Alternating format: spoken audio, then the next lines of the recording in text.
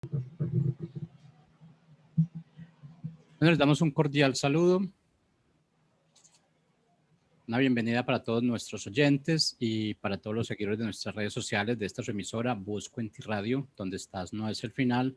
Hoy es miércoles 3 de febrero del 2021 y bueno, continuando con nuestra programación habitual, pues traemos nuestro segmento hoy, conflicto matrimonial. Este segmento lo dirige yo, Jorge, y Giselle Rodríguez. Ellos tienen invitados. Vamos a dejar que sea ellos, Giselle, quien nos presente los invitados. Giselle, ¿cómo estás? Bienvenida. Muy buenas tardes, Jorge. Muy buenas tardes para todos. Estamos muy contentos una vez más aquí en el conflicto familiar. Con todas las personas que se están conectando en este momento, les damos la bienvenida, sea que es tu primera vez o que nos has acompañado durante estos programas. Este es nuestro tercer programa.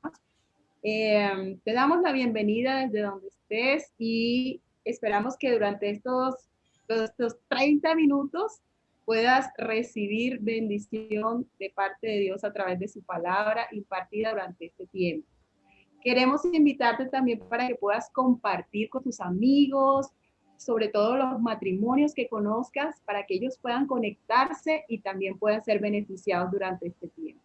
Entonces, yo quiero darle la bienvenida a nuestros invitados especiales y quiero contarles algo. Toda esta semana, desde el programa anterior, he estado recibiendo mensajes sin parar diciendo, excelente, el tema fue excelente, invítalos nuevamente, por favor, necesitamos seguir escuchándolos, quedó faltando tiempo. Y bueno, gracias a Dios, ellos aceptaron y aquí están. Y para mí es una gran alegría poder presentar nuevamente a Boris y Miriam Gutiérrez. Bienvenidos nuevamente esta tarde.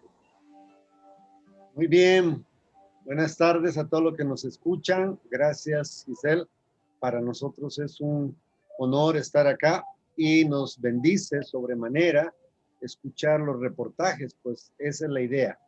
Creemos que la vida matrimonial es hermosa, es bella, solo que nosotros no sabemos cómo hacerlo.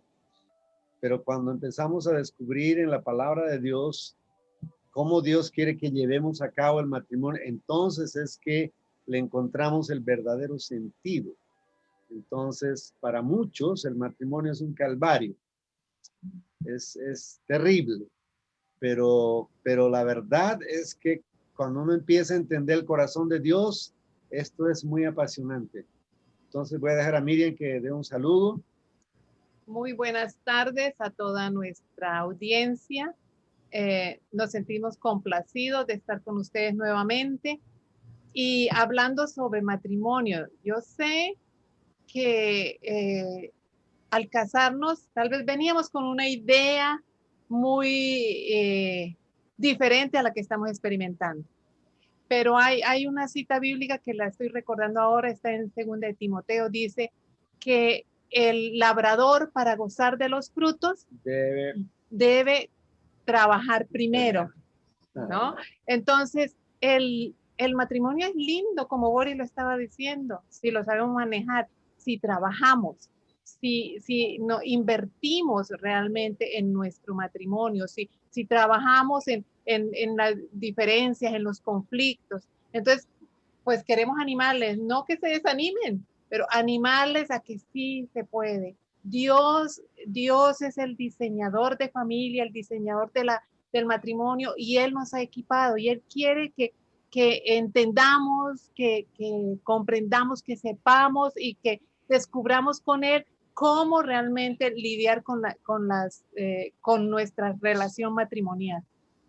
Eso es verdad, hemos empezado, sí, dime.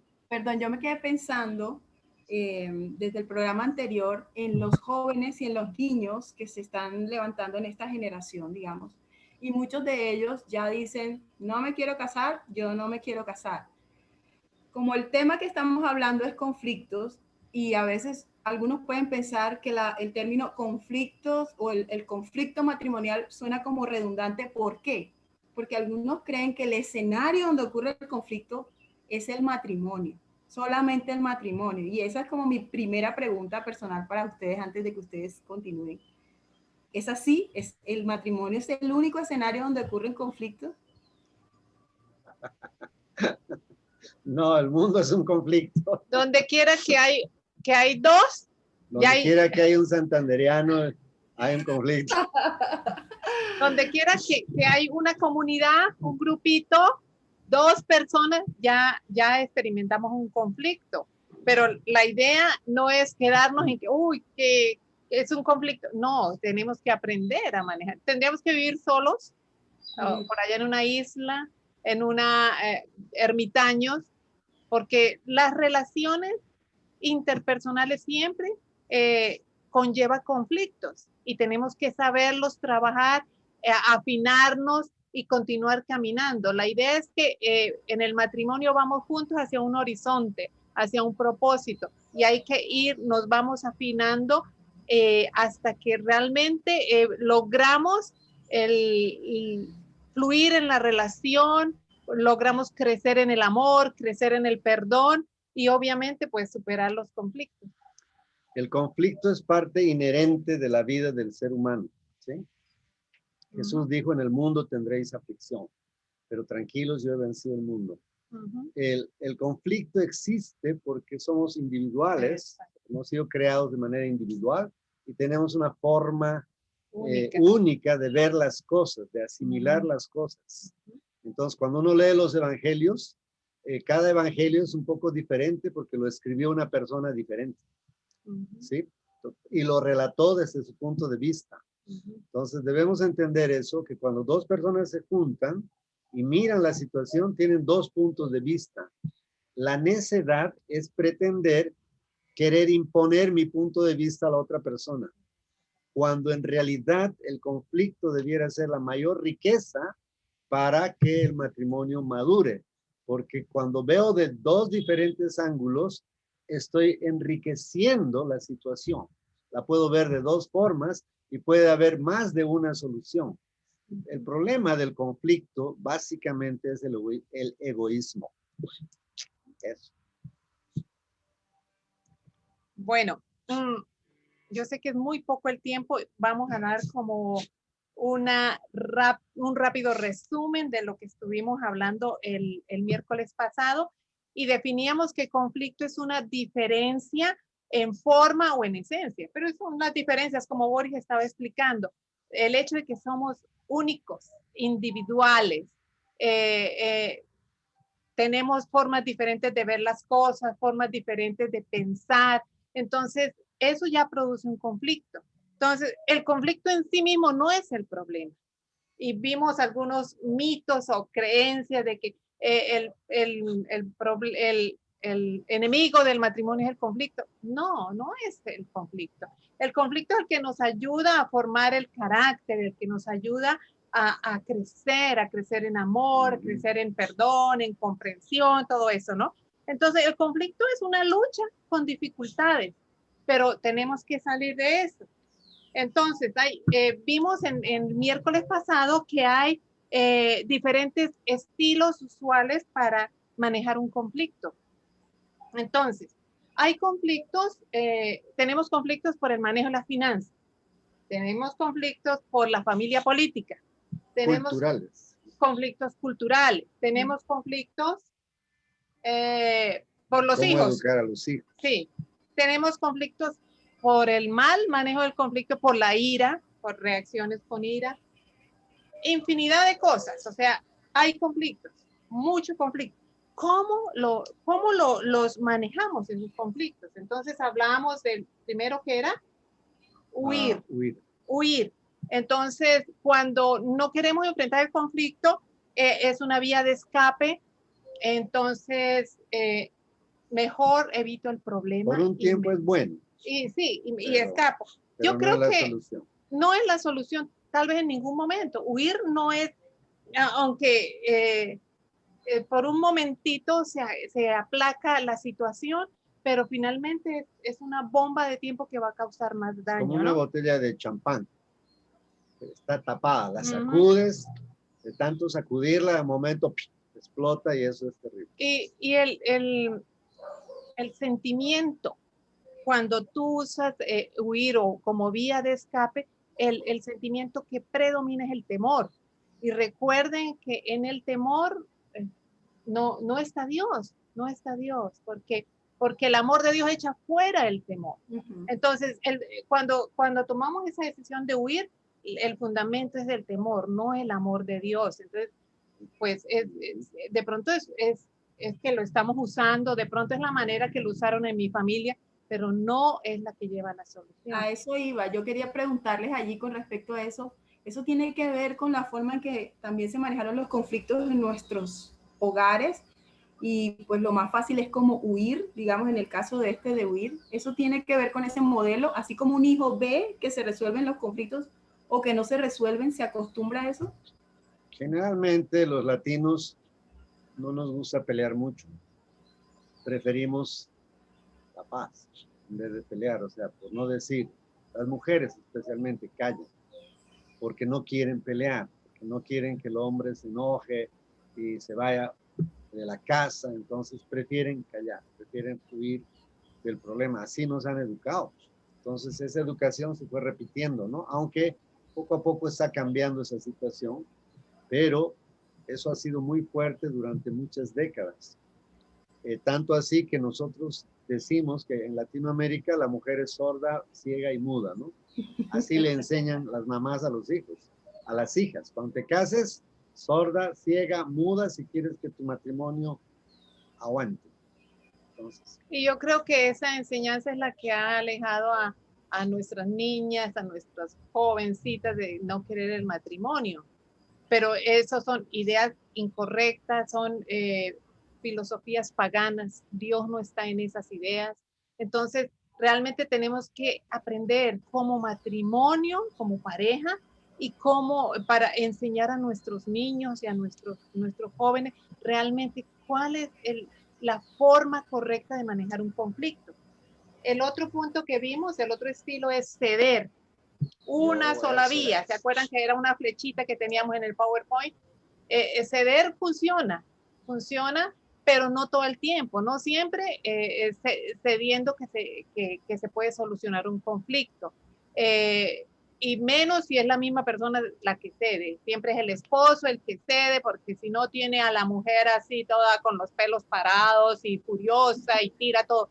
No, realmente tiene que ser algo que si él cedió esta vez, yo voy a ceder la siguiente, ¿no? No es saludable cuando la misma persona siempre es la que cede, ¿no? Algo que... Hay momentos en que ceder es bueno. Cuando me doy cuenta que mi cónyuge está bloqueado en sus pensamientos, lo mejor es decir, ok, listo, lo dejamos así y ya, ¿sí? Pero eso no quiere decir que está bien, porque si se dan cuenta, no está solucionándose el problema. Queda un sentimiento de insatisfacción. Entonces, cuando soy el que siempre cedo, entonces va a llegar un momento en que exploto, ¿no? Y generalmente en las explosiones es que sacamos toda nuestra artillería y nos volvemos históricos. Y disparamos sin misericordia, ¿no? Y la idea es la ira, ¿no? Sale de nuestro corazón. De eso vamos a hablar al finalizar nuestro programa. Y el siguiente estilo es el término medio. Es una vía parcial. Cada uno da algo y ninguno gana nada. También es saludable en cierta forma, porque de una u otra manera satisface en la relación de pareja, pero puede estancarse en una lucha de poder para definir quién da más, o sea, quién tiene más aquí el poder, quién es el que, pues yo pongo más, entonces a mí se me tiene que dar la prioridad. Entonces, parcialmente satisfactorio, también es una vía parcial. Sí, por ejemplo, si decimos, bueno, saldremos a pasear. Bueno, ¿dónde quieres que vayamos? Al cine. No, a mí me gustaría ir a ver las galerías. Ah, bueno, entonces iremos al cine y luego salimos a ver las galerías o al centro comercial. Entonces, es una forma, ¿sí? Pero si todo el tiempo estoy negociando el asunto, pues llega un momento en que esa relación se va estirando demasiado, ¿no? Es buena, pero no es lo mejor. Y la otra que estuvimos explicando la vez pasada es coexistir, o sea, no hay salida, pero nos aguantamos, Es que somos cristianos, ¿no? nos soportamos, no, decimos no ¿Y divorcio. qué va a decir la sociedad? Sí. Y mis papás. Y por Y el los hijos, pastor. y por los hijos. Y los Decimos, hijos, sí. entonces, acuerdan el desacuerdo. Bueno, no estamos de acuerdo y sobrevivimos. Realmente Sí. es una sobrevivencia, nada más. Pero eso es muy triste, ¿saben por qué? Sí. Porque cuando solamente coexistimos por causa de la iglesia, de Dios, de los hijos, etcétera, todas las cosas que he nombrado, un poco irónicamente, y decimos, bueno, ok, ya, no nos llevamos bien, no nos amamos, pero vamos a seguir viviendo, pues ni modo, ¿qué vamos a hacer? El problema es que los hijos crecen y nos dejan. Entonces, cuando los hijos se van, entonces son dos personas extrañas viviendo en el mismo techo. Y eso es muy doloroso, muy doloroso. Si ustedes Sí. echan a mirar un poquito alrededor de ustedes, se van a dar cuenta que las personas adultas, ya viejas, la mayoría, el hombre vive sentado en una hamaca ahí en el andén de la calle, porque ya está pensionado, ya no tiene nada que hacer, y ahí está. Y la mujer adentro cocinando, pero casi nunca los vas a ver hablando o saliendo de la mano a la calle, no, porque ya son dos extraños que se han acostumbrado a vivir juntos, sin ninguna expectativa de tener un buen tiempo de amistad, de charlar, de conversar. Sí, llega como esa etapa en la que se van los hijos y no tienen ni siquiera una conversación, no saben cómo entablar una conversación o un plan o algo para hacer. Los dos están sentados, sumergidos en un programa de televisión. Qué tristeza ver eso. Ajá. Bueno, entonces, antes de hablar sobre la posibilidad, la salida que Dios nos da, queremos hablar un tema corto, aunque se necesita mucho tiempo, pero realmente queremos hablar sobre en el conflicto, cualquier tipo de conflicto, siempre vamos a experimentar ira, siempre. ¿Por qué? Porque es una emoción. Recuerden que nosotros somos hechos a imagen de Dios y Dios nos hizo con mente para razonar, con una voluntad para tomar decisiones y con emociones. Y una de las emociones es la ira. La ira es una pasión violenta de la mente excitada por una lesión real o supuesta.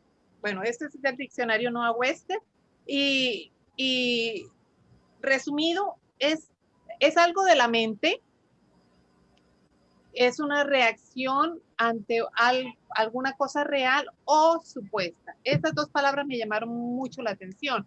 Algo que es cierto o algo que me lo estoy imaginando. Pero en cualquiera de las dos cosas yo puedo experimentar la ira. Y la Biblia nos habla mucho acerca de la ira, ¿no? La Biblia nos dice mucho sobre la ira. Y Boris, ¿es malo sentir ira? No, porque Dios nos ha dado ese sentimiento. El problema hay que definir hacia dónde apunta mi ira. Entonces, cuando yo me airo contra una persona, yo creo que estamos ya cometiendo un pecado. Pero cuando me airo frente a un hecho de injusticia, frente al pecado, frente a alguna situación externa, una circunstancia, la ira es buena. Porque imagínense que yo vea que están matando a un niño ahí y yo no diga nada. O sea, por ejemplo, cuando se habla del aborto, ¿no? A mí me viene el corazón de tristeza, pero también de ira cuando veo las imágenes, cómo es que destrozan ese bebé en el vientre de su mamá. Yo no puedo aprobar eso. O sea, yo digo, no, eso no está bien. Y lo digo y lo declaro fervientemente. Digo, eso es un asesinato, ¿verdad? Entonces, si no tuviera ese sentimiento, no podría manifestar la ira que siento frente a ese hecho. ¿Sí? Claro. Y entonces vemos que Nehemías, por ejemplo, sentía ira, indignación cuando estaban maltratando a los siervos, a otros siervos de Dios, él sentía indignación. Y Dios mismo ha experimentado ira cuando el pueblo servía a dioses falsos, porque él sabía de que estaban corriendo detrás de dioses falsos y su fin iba a ser caótico para los individuos y las familias. Entonces, Sí. pero la ira de Dios era con razón justificada y era controlada perfectamente, la controlaba. Entonces, ahí entramos a hablar sobre el manejo de la ira. El manejo de la ira. Tendríamos que decir claramente que la ira de Dios es la manifestación de su santidad. Sí. ¿Sí? O sea, no podríamos decir que Dios sea iracundamente, no. O sea, Dios no es emocional en ese sentido. No, no, es la manifestación de su santidad. Entonces, es para corrección, ¿no? Ahora, en Proverbios 29-22 dice que el hombre iracundo levanta contiendas y el furioso muchas veces peca. Entonces, aquí está hablando ya de la ira cuando realmente es un pecado, cuando ya pasó el límite. Entonces, nosotros tenemos que aprender a identificar y realmente aprender en la gracia de Dios a manejar la ira. O sea, sí. Otra vez, airaos, pero no pequéis. Airaos, o sea, podemos airarnos, pero nosotros tenemos que, como decía Boris, no es algo personal, no es que voy a atacarlo. Lo primero es que la ira le veo con cara de Boris, es Boris y empiezo a atacarlo a él. No, eso es el manejo incontrolable de la ira y eso es justamente que llegamos a esta pregunta. ¿En qué casos es malo sentir ira? ¿En qué casos es malo sentir ira? O sea, yo pienso que siempre va a ser malo. Yo creo que la ira es el mayor destructor de las relaciones, la ira mal manejada. Entonces, cuando una pareja tiene diferencias y uno de los dos se aira, se enoja y no la controla y es una ira iracunda y suelta sus palabras y algunos sueltan el manazo ahí y el golpe, esa ira va a destruir a la persona. Las palabras que vienen con ira destruyen el espíritu de las personas, el alma de las personas la hiere. Y esas heridas muchas veces, la palabra de Dios dice que la palabra áspera es como una espada que hace daño, ¿sí? Entonces, esas palabras proferidas en un momento de ira hacen tanto daño a la relación que luego tratar de sanar esas heridas nos puede costar a veces años. Y tal vez va a ir de generación en generación, eso es lo más triste, ¿no? O sea, pasa a los hijos, a los nietos, o sea, es algo que es una maldición que podemos traspasar. Hay dos ejemplos que me gustaría resaltar en la Biblia. Dice que Caín se enfureció cuando Dios rechazó su sacrificio. ¿Y qué hizo? Y ahí está mostrando otro escenario de conflicto que no es solo el matrimonio, lo que hablábamos hace un rato, ¿no? Sí. Entonces, ¿qué pasó con Caín y esa ira? ¿La resolvió? ¿Fue a Dios para resolverla? No. Él dejó que esa ira se adueñara de él hasta el punto de mirar su problema, porque él tenía un problema. Su ofrenda, su sacrificio con Dios era su problema entre él y Dios. Pero él, ¿cómo lo vio? Él lo vio con forma de Abel. Su problema era Abel. Entonces vino y lo asesinó a su hermano. Qué tremendo. Y nosotros decimos, eso era Caín. Pero ojo, esposa, esposo, ¿cómo estamos manejando la ira?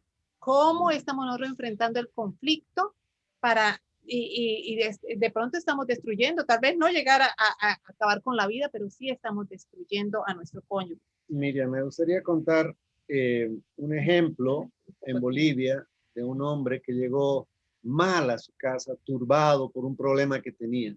Llegó a la casa y su bebé, su niño de 3 meses, era un bebé en cama, en la cuna, que estaba llorando, y el hombre en su exasperación decía, callen a ese niño, porque quería el quietud, tenía problemas.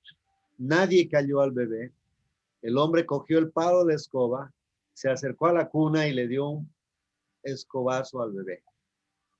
Fue tan duro el escobazo que mató al niño, lo mató. y lo llevaron a la cárcel. Yo fui a visitarlo. Él era un hermano de la fe que asistía a la congregación. Entonces hice la pregunta del millón, le dije, ¿por qué hiciste eso? Y la respuesta fue, no sé. Estaba tan airado que no estaba pensando. Cogí la escoba y le di un golpe al bebé para que se callara y lo maté. Entonces a veces la ira, así como Caín, nos lleva a hacer cosas que están, no vamos a decir fuera de nuestro control, sino que no nos deja pensar y actuamos con violencia. Y si tenemos un arma ahí, somos capaces de coger y pum, o un cuchillo, lo que sea. Por eso dice Santiago 1:20, la ira del hombre no obra la justicia de Dios. El otro ejemplo que también es muy clave en la Biblia es cuando Jonás se puso muy furioso cuando Dios perdonó a los habitantes de Nínive. Entonces a Jonás le parece, ¿eso qué es? Eso es injusto. Y realmente Jonás tenía razón en cierta forma. O sea, Jonás vio cómo destruían a su pueblo, cómo los de Nínive mataban a las mujeres embarazadas, les sacaban a sus bebés. O sea, realmente eran muy malos. Pero el pueblo de Nínive se arrepintió y Dios los perdonó. Y Jonás se enojó. Dios le corrigió a Jonás diciéndole que no tenía razón de haberse encendido en cólera y que debería haber sentido compasión por aquellos pecadores. O sea, es realmente, ahí vemos que realmente Dios es un Dios misericordioso, justo y misericordioso. Y dice, la ira del hombre no obra la justicia de Dios cuando esa ira no está controlada ni justificada. Entonces, Boris, ¿qué podemos hacer para controlar la ira? Bueno, primero debemos reconocer que es un pecado. Para empezar. Ira descontrolada es un pecado. Empezar de ahí y luego arrepentirse. Yo no sé si ustedes ven, alguna vez veo el programa de guerreros en la televisión y hay un jugador ahí, es grande, y él se aira todo el tiempo. Pero él no reconoce que tiene un conflicto. Él dice, soy así. O sea, es un peligro, ¿no? Imagínate, semejante hombre, lo haces enojar, te da un puño y te puede matar. Entonces, es un pecado que hay que llevarlo a los pies del Señor y arrepentirse. Y decir, Señor, yo reconozco que esta ira es un pecado y estoy haciendo daño en mi relación contigo, estoy haciendo daño a mi esposa, a mis hijos y a los que me rodean y me estoy autodestruyendo. Hay que reconocerlo. Eso es lo primero que hay que hacer, Miguel. Ahora, en una relación de esposo, en una relación matrimonial, es muy importante que en nuestra relación haya buena comunicación. Hay que trabajar la comunicación porque tengo que averiguar todos los hechos. Acuérdense que en la definición que les di sobre la ira viene la ira frente a una lesión que puede ser real o puede ser supuesta. Yo me sentí ofendida por esto. Entonces, necesitamos también aprender a trabajar en la comunicación, ¿no? Sí. Porque podemos aclarar las dudas, puedo aclarar los malos entendidos. Por eso es importante aplacar la ira. Cuando baja la ira, puedo razonar y puedo decir, bueno, vamos a pensar. Cuando me enfurezco, me salgo de casillas, realmente la ira me está dominando y no es el Espíritu Santo dominando. Me vuelvo esclavo. Entonces, acuérdense, tenemos 2 oídos y una boca. Y la Biblia dice que seamos prontos para oír, tardos para hablar y tardos para irarnos. O sea, usemos los 2 oídos para escuchar a Dios, usemos los 2 oídos para escuchar al cónyuge, escuchar no solamente lo que me habla, con respeto. Sí, lo que me habla con respeto, pero silencio. También el metamensaje de lo que estamos viviendo, tratar de escucharle y cuando haya un conflicto que enfrentarlo, pues estoy tratando de ponerme en sus zapatos, tratar de entenderlo. Entonces, algo muy clave que yo veo en esto del manejo de la ira es no tomar las cosas de manera personal. Es que él me lo está diciendo porque yo, o porque él piensa que yo hice esto, o porque él cree que yo no manejo bien la finanza. o porque, ay, seguramente no se comió el almuerzo porque es que él piensa que yo no cocino bien, pues vaya que le cocine otra y no. O sea, lo estoy tomando en forma personal. Por eso necesitamos, yo digo, necesitamos el Espíritu Santo. Sí, O sea, solamente sí, puedo llegar a sí, esa conclusión. Sí, definitivamente. el Espíritu Santo es el que me trae convicción. El Espíritu Santo es el que me recuerda. Pero ¿qué me va a recordar el Espíritu Santo si no paso tiempo con la palabra? Si yo no tengo el tiempo escuchando a Dios, orando. El Espíritu Santo tiene que apelar a lo que yo estoy alimentando mi mente y mi espíritu. Entonces, la ira, vuelvo y digo, no es pecado. Pero cuando no la puedo manejar, estoy alimentando mi espíritu con la palabra, estoy alimentándome de Dios. Es algo muy importante como para tomarlo muy en cuenta. Ok.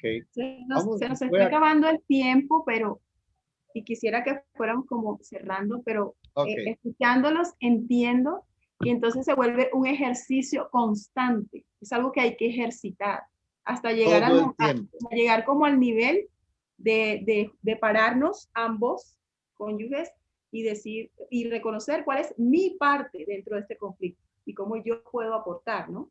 A la solución. Sí, una de las cosas es que uno tiene que hacer un alto, decir no más con el enojo. Echa pues fuera el enojo, dice la palabra. Sí, o sea, debemos obedecer a eso, ponernos de acuerdo, decir no más, no vamos a gritar más, porque de lo contrario eso nunca para, ¿sí? Entonces, Corintios dice, procurad pues los dones mejores, mas yo os muestro un camino aún más excelente, y es el amor. El amor es sufrido, todo lo sufre, todo lo cree, todo lo soporta.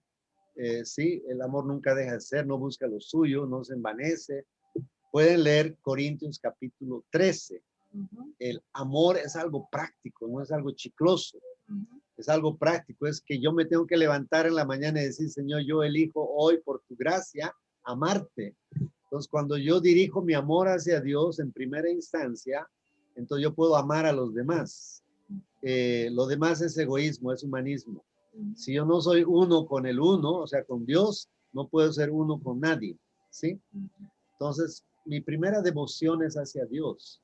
Decirle, Señor, yo entiendo, yo creo, entonces, por lo tanto, tú no estás de acuerdo con el enojo, con la gritería. Señor, yo elijo amarte a ti en tu gracia. No voy a gritar, no voy a insultar, voy a callarme. Miriam tenía una palabra que me ayudó bastante en nuestro matrimonio. Cuando yo me enojaba, yo recuerdo que una vez me enojé tanto que me salí a la terraza con la mecedora y una sábana, me tapé y dije, aquí voy a dormir. Estaba enojado y no quería que nadie me hable. Pero Miriam vino, me destapó la sábana y yo estaba ahí en el patio con la mecedora, me miró y me dijo, Boris, no soy tu enemiga, soy tu esposa y te quiero. Entonces toda la ira que yo tenía se desinfló y me tocó sacarme la sábana, llevar la mecedora a la sala y decir, ok, amor, tienes razón, perdóname, estoy airado, me enojé y sí, no está bien. Y algo importante es que como pareja debemos trabajar las diferencias, debemos aceptarlas y trabajar lo que se puede trabajar, lo que se puede superar, lo que realmente puede solucionarse, ¿Qué ¿no? dijimos la anterior vez? Uno por uno, no cojas todos los problemas, coge uno por uno.